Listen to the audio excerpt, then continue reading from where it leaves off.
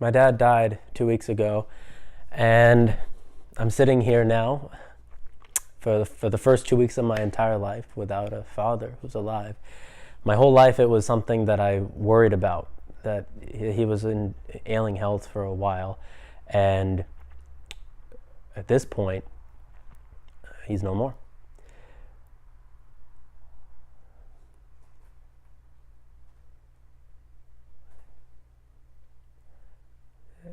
If you look at the whole history of people, billions of them, they've born and died, born and died, born and died.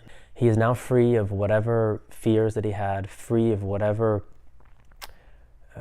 physical, anything related to this world that was inside of him is now gone. Gone with his body, gone with his brain, gone with his mind, which is all not in existence anymore. And all I have now is to view him as a great teacher that instructed me, educated me, shaped me in whatever ways, good and bad. And all I can say for anyone who's struggling with a problem with their parent and not knowing what to do, whether to go forward or backward, whether to talk to them or not, is to go talk to them.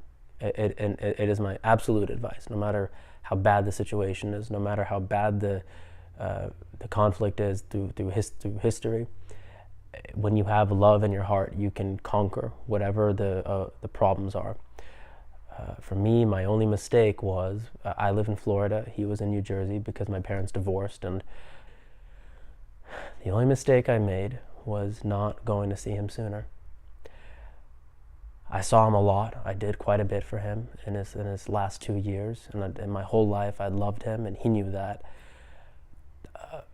I was in a difficult situation the last few years because I've got a lot of things I need to do here in Florida, and he was ailing away in New Jersey. We didn't know how long he'd live. He may have died 2 years ago. He may have died 2 years from now, and it happened to be now. My hope was that he would recover and he could come back to Florida with me and I could take care of him. And I worked hard to make that happen. Endless calls to the doctor, endless calls to rehab centers and nursing homes in Florida, hiring an agency to help with that. And all I can say is I would have done anything and everything for him, and it was the great strengthening of my spirit and my soul to actually take on this burden. Being young, being 24, 25 through the whole thing, and looking after a very old person who was very sick,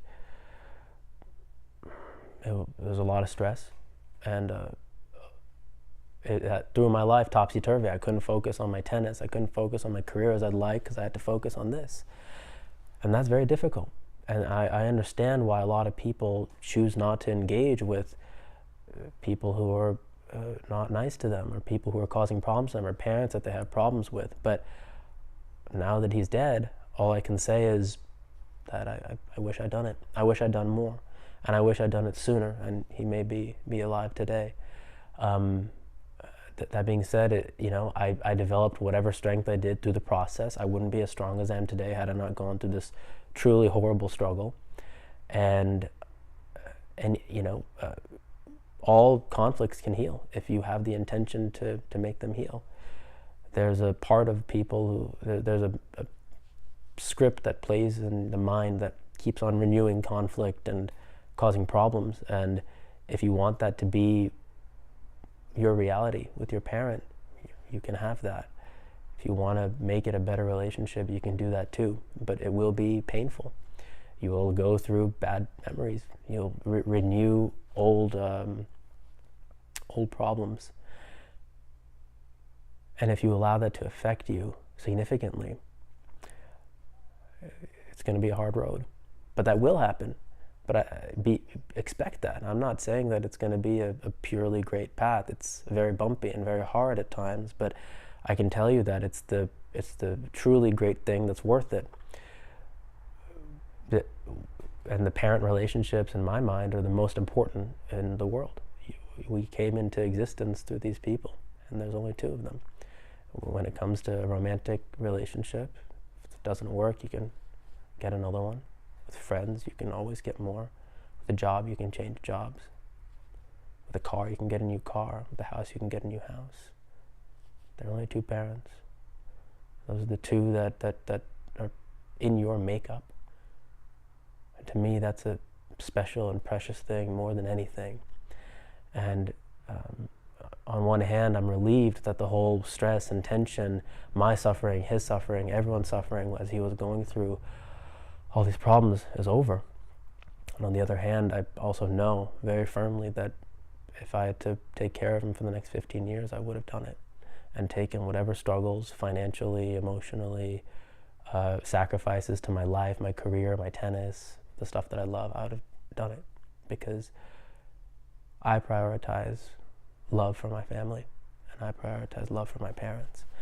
And I guarantee you that that is much stronger than any of the enmity, any of the old conflicts. And I think that every relationship needs to come to a spot where you guys are okay. And I think that barreling through the conflict in times of trouble, like when someone's getting sick, is necessary. And unfortunately, a lot of times it only happens in times of crisis. After the Pulse shooting, my acting teacher held a seminar to talk about what happened because I live in Orlando and this was very close to this acting studio, a couple miles away down the road. And there was a guy sitting behind me and he said that his father called him for the first time in a while and said, "I love you." And then this guy, he said, and I haven't heard that in so long. And he was crying. I didn't get to see him. He was behind me. I heard it. And the pitch in his voice and the emotion, and it struck me. And all I can say is that as it stands now, that's the way of things. It takes a tragedy or a crisis for people to realize that they really like each other and really care about each other and move past all the nonsense. And I'm not necessarily different in that way. But had I developed the strength earlier, I would have been. And for me now, my father is dead. Nothing I can do about it. I will never see him again, talk to him again, get his advice. All I have is photos and memories. And all I can do now is make sure that for every moment going forward, I'm as strong as I can be for my own sake.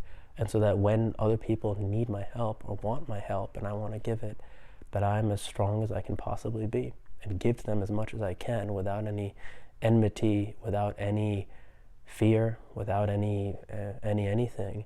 And as much as those things come out through the process is as much as I need to work on.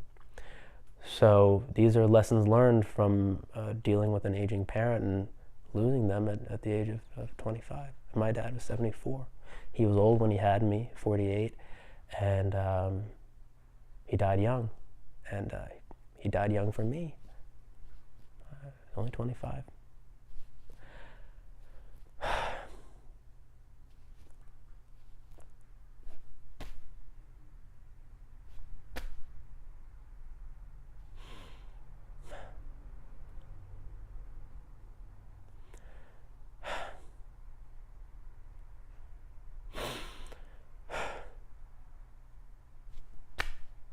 I don't, there's nothing for me to say.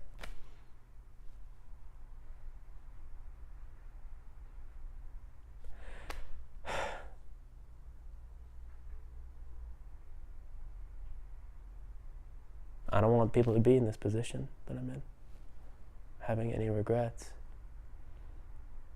like I have. And I'll forgive myself at some point. I've already forgiven myself in ways. The regrets are going to come back. I'll be sad. There's always more I could have done.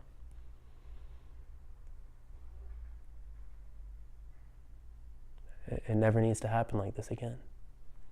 Take my example and don't do what I did, the bad things, and do what I did, the good things, the going to him, holding his hand, I'd hold his hand in the hospital. We just sit and just hold each other's hand. We never did that normally.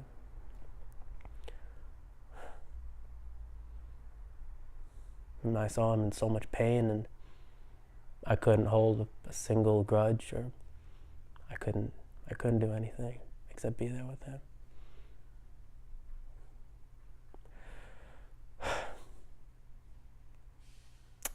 That's all I have for now.